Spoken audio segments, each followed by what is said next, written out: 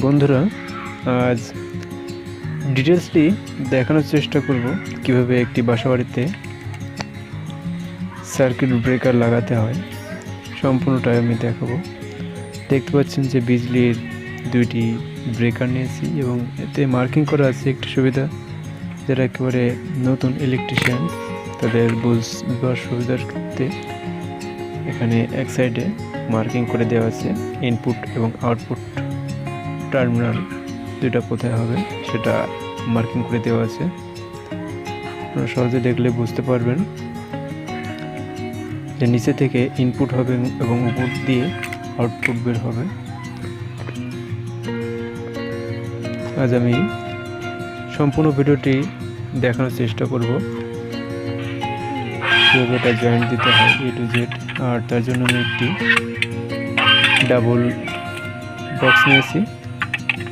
Double সাইজের যে ব্রেকারের box আছে সেগুলো নিয়েছি। এটা ওয়ালটনের একটি বক্স, এটা বেশ ভালোই মজবুত।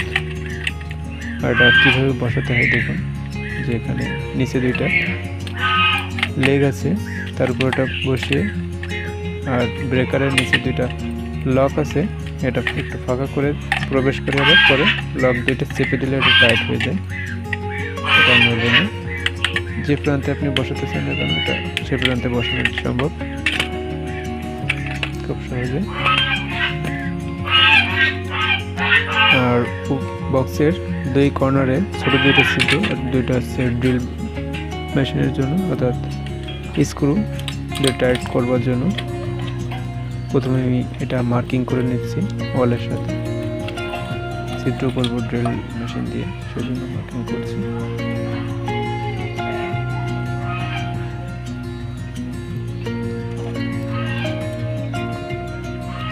এটা জেনে রাখা অনেক গুরুত্বপূর্ণ, কারণ যারা বিজ্ঞানীরা আছেন তারা সামান্য একটি ভুল কানেকশনের জন্য সম্পূর্ণ ব্রেকারটা নষ্ট হয়ে যেতে পারে এবং বাসায় একটা আগুন ধরে যেতে পারে। সেজন্য বলবো এটা সতর্কতার সঙ্গে দেখতে এবং করতে। সম্পূর্ণ রেডি হয়ে দেখিয়ে দেবো যে কীভাবে আমি নর্মালি যে সমস্ত বাড়ি করে থাকি গ্রামে গঞ্জে সেসব ব্রেকার বসে থাকি। যখন দীর্ঘের সঙ্গে তার ছিদ্র করে নিচ্ছি দেওয়ালে।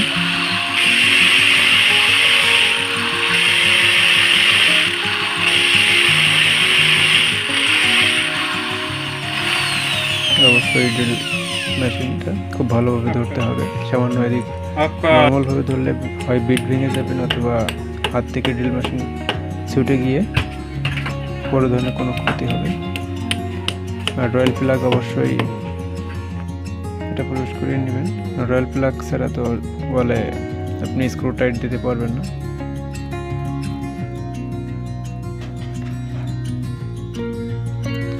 রয়্যাল প্লাগ এর সাথে স্ক্রু ঢুকিয়ে টাইট দিতে হবে।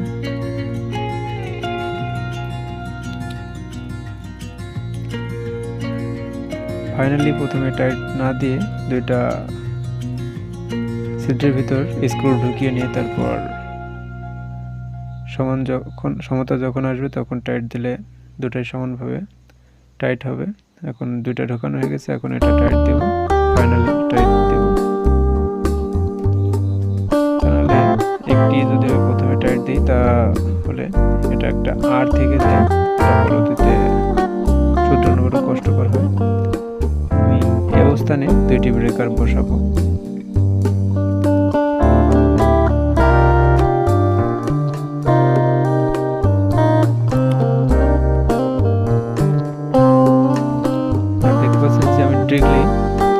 যে মেন সুইচ থেকে যে লাইনটা গিয়েছে বোর্ডে সেখান থেকে আমি কেটে নিচ্ছি। প্রথমে পাইপটা কেটে নিচ্ছি, শর্টকাট ওয়ে ব্যবহার করছি।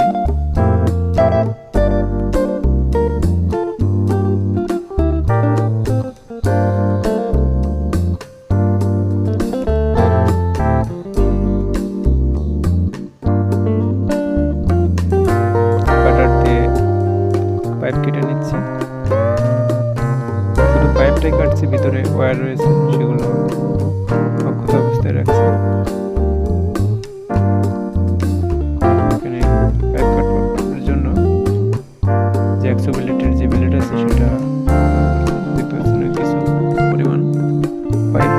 দিয়েছি।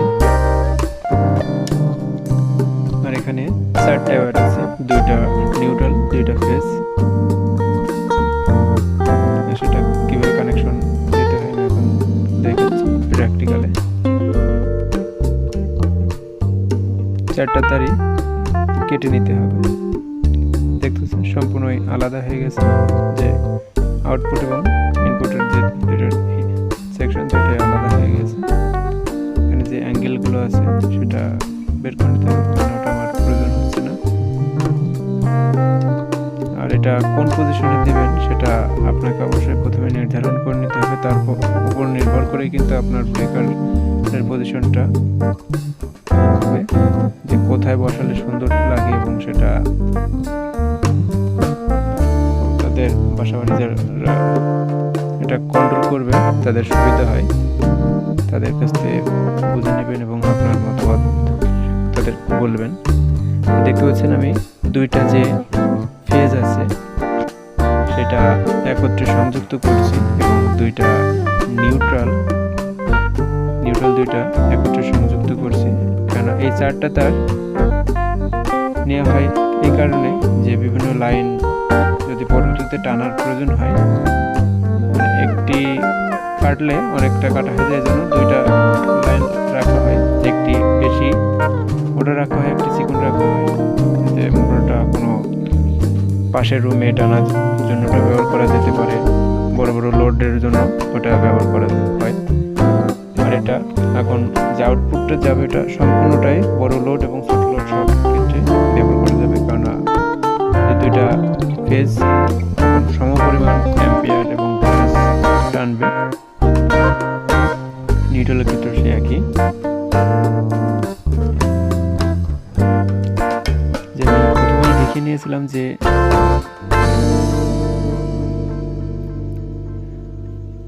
ইন্ডিকেট করা আছে যে নিচের প্রান্ত থেকে ইনপুট হবে এবং উপর প্রান্তে আউটপুট হবে। আর অবশ্যই এখন বলে দিচ্ছি যে কেমন কানেকশনটা হবে। যে অনেকে ভুল করে থাকে যারা একেবারে বিগিনার লেভেলে, যে ব্রেকারের এক প্রান্তে ফেজ দেয় অন্য প্রান্তে নিউট্রাল। কখনো এটা করা যাবে না, তাহলে কিন্তু শর্ট সার্কিট হয়ে যাবে, সম্পূর্ণটাই আগুন ধরে যাবে, সার্কিটটা নষ্ট হবে। একটা ব্রেকারে যদি আপনি ব্যবহার করেন বাসাবাড়িতে, তাহলে শুধু ফেজটা ব্রেকারে সংযুক্ত করবেন, নিউট্রাল সংযুক্ত করার প্রয়োজন নয়।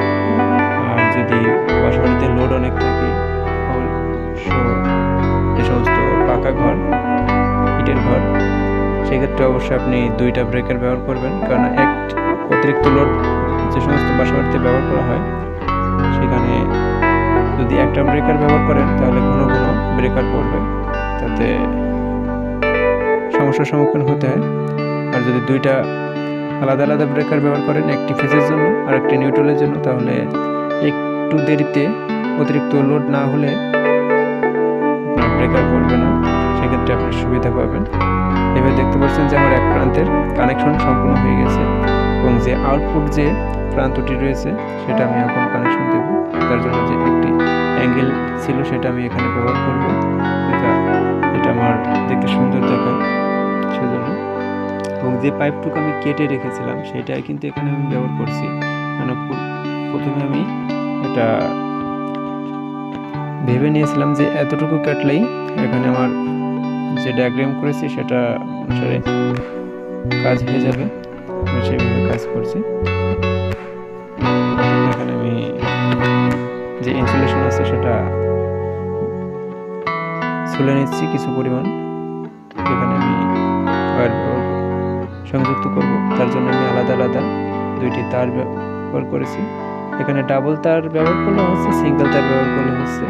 আমি ডাবল ব্যবহার করে দিচ্ছি যেহেতু এখানে বাড়িতে অনেক লোডের প্রয়োজন আছে, এই জন্য আমি লোড রিস্ক নিচ্ছি না, ডাবল ওয়্যার ব্যবহার করে দিচ্ছি। আর অবশ্যই এখানে কানেকশনের জন্য কপার ওয়্যার ব্যবহার করতে হবে, কারণ অ্যালুমিনিয়াম কিন্তু বেশি দিন টেকে না। অ্যালুমিনিয়াম কিছুদিন পর ভিতরে ফায়ারিং হয়ে ড্যামেজ হয়ে যায়, তাতে বাসাবাড়ির ওয়্যারিং ড্যামেজ হলে তো বুঝতে পারছেন যে ওয়্যারিং বারবার করার জিনিস না, যেটা করতে হবে একবারই করতে হবে। সেটা একটু খরচ হলেও ভালো তার দিয়ে করা উত্তম। এভাবে কানেকশনটা দিতে হবে এবং সংযুক্তটা খুবই ভালোভাবে করতে হবে যাতে ছুটে যাওয়ার ভয় না থাকে, এবং টেপিং করতে হবে খুব মজবুতভাবে। কীভাবে টেপিং করতে হয় তো সকলেই জানেন, ভিতরে কোনো এয়ার গ্যাপ যাতে না থাকে সেভাবে টাইট করে টেপিং করতে হবে। আর সংযোগের কিছু ওয়ে আছে যেভাবে সংযোগ দিলে ওটা তারের উপর ঝুলে থাকলেও ছুটবে না, সেটা আমি দেখাবো অন্যান্য টিউটোরিয়ালে।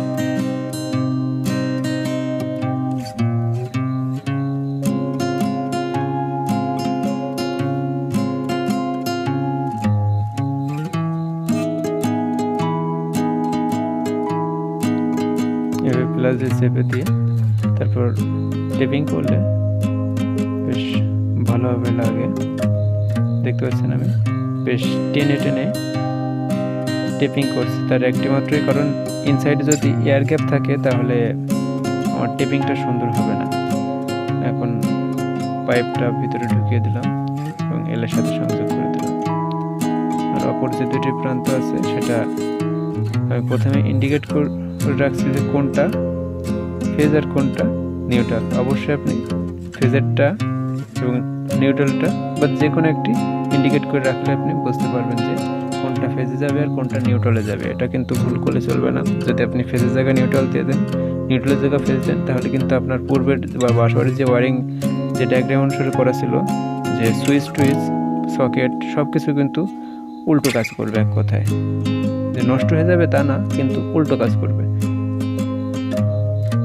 এই জন্য যে পূর্বের যে ওয়ারিং অনুসারে আপনাকে সেভাবে ফেজের জায়গায় ফেজ এবং নিউট্রালের জায়গায় নিউট্রাল দিতে হবে।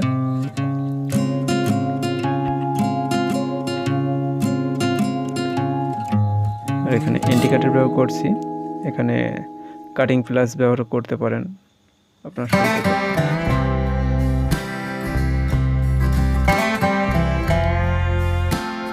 যে সকল বন্ধুরা আমার চ্যানেলে নতুন এসেছেন তাদেরকে বলবো অবশ্যই এমন ক্রিয়েটিভ টেকনিক্যাল বা ইলেকট্রনিক্স যে সমস্ত কাজ আছে আপনি যদি পেতে চান প্রতিনিয়ত, তাহলে অবশ্যই সাবস্ক্রাইব করে পাশে থাকা বেল বাটনটি অল সিলেক্ট করবেন। আর আমার আরও দুইটি চ্যানেল আছে যেখানে আমি ছবি আঁকার ভিডিও ছাড়ি, বিটি আর্ট অ্যান্ড ন্যাচারাল স্টুডিও এবং ন্যাচারাল ফুটেজ। আপনারা অবশ্যই ঘুরে আসবেন সে সমস্ত চ্যানেল থেকে, আশা করছি ভালো লাগবে। আর এই চ্যানেলটি আমার নতুন টেকনিক্যাল, মূলত আমি টেকনিক্যাল পারসন, প্রফেশনালভাবে আমি টেকনিক্যাল কাজ করি।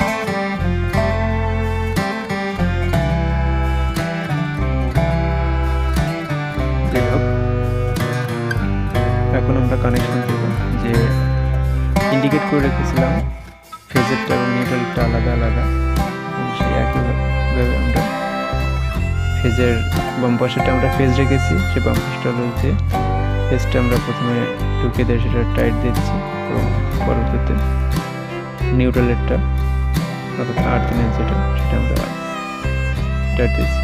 মূলত নিউট্রাল আর আর্থিন জিনিসটা আলাদা, কিন্তু এখানে এটা বললাম কোনো সমস্যা নেই।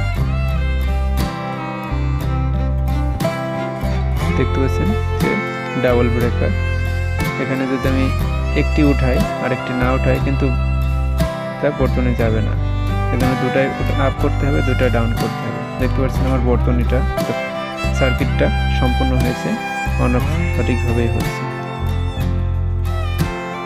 আশা করছি ভিডিওটি ভালো লেগেছে, আর ভালো লেগে থাকলে অবশ্যই লাইক কমেন্ট করবেন এবং শেয়ার করতে ভুলবেন না। আর উপরের যে হুডটা আছে সেটা দিয়ে ওটা টাইট করে দেবো। সকলের সুস্বাস্থ্য কামনা করে আমি এখানেই বিদায় নিচ্ছি। ধন্যবাদ সকলকে, নমস্কার।